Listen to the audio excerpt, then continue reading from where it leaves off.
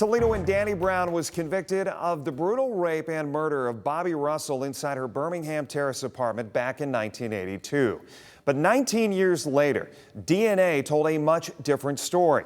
Brown's conviction was vacated, and he was freed from prison, free from the prison bars, but not from the court battles. Lead investigator Brian Duggar has an update on the next chapter of his legal journey. For more than 20 years, Danny Brown has fought to hear a court say that he was wrongfully imprisoned, a designation that would allow him to receive more than $1 million from the state of Ohio.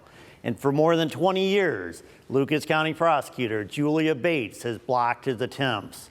Now, because of a change in Ohio law, his exoneration goal could be in sight.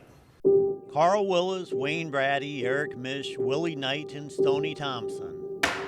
Men who have all recently gone to court to prove they're wrongfully convicted in Lucas County. I don't think it should have come to this, but it has. But none of them have spoken louder than Danny Brown. They know I'm innocent. They made it up. That's all I can say, because I'm purely innocent. In 1982, a jury convicted Brown of raping and killing Bobby Russell, largely because of an ID from her 6-year-old son. In 2001, DNA indicated that another man, Sherman Preston, was behind the crime, and Brown's conviction was vacated. I feel elated at this point. Just hope the justice is done and the killer of Bobby Russell is captured and I'm released and this is over with.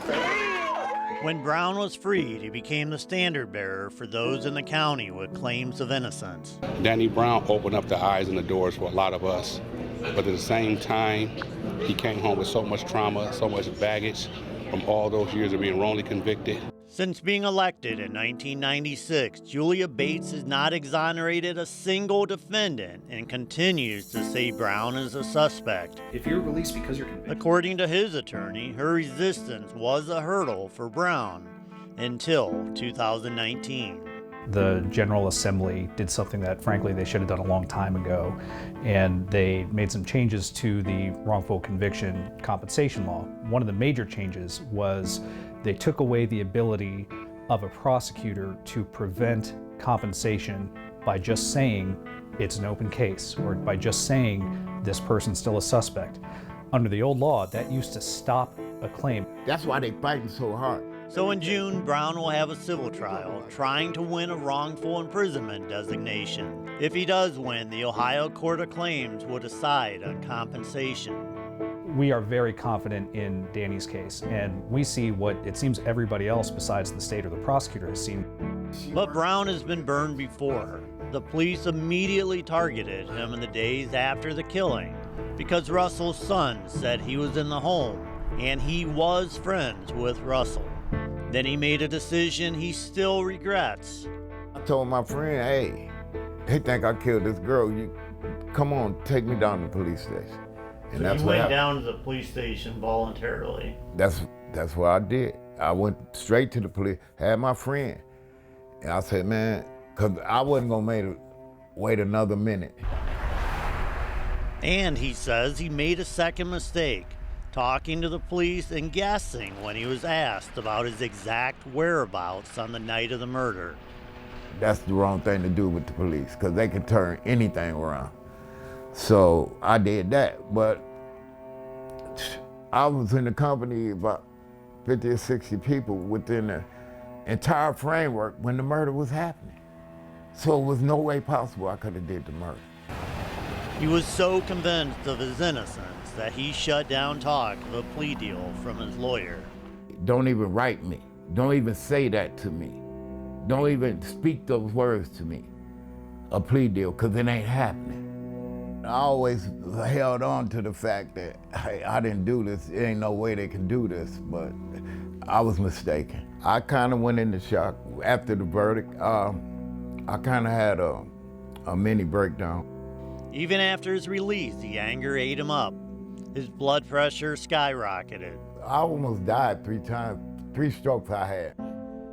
He says he found peace in spirituality and in his mission to help others. To give hope to the people that don't think they got no hope, because I felt that way. I felt that, I've been through pain.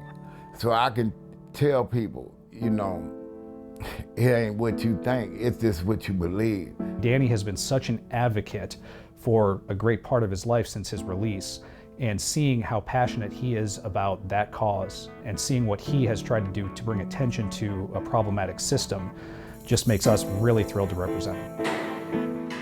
Knighton and Brown believe changes are coming in Lucas County. Multiple cases are being heard on innocence claims, Together with the Ohio Public and now Lourdes University is beginning a program to review other claims. Lucas County is realizing that, you know, y'all not exempt. There are wrongful convictions happening in other counties. Why not here? Hallelujah! It's a new age coming. You know, the prosecutors can't keep doing this. Just based on their actions, they can bring doom on the world, but they're not. Because the world is changing, because things are evolving. I did reach out to the prosecutor's office and they told me that they cannot comment on pending litigation. A case like Danny Brown's is one reason advocates continue to push for a conviction integrity unit in Lucas County. Now in June, Pete Gherkin pledged to us to make this happen.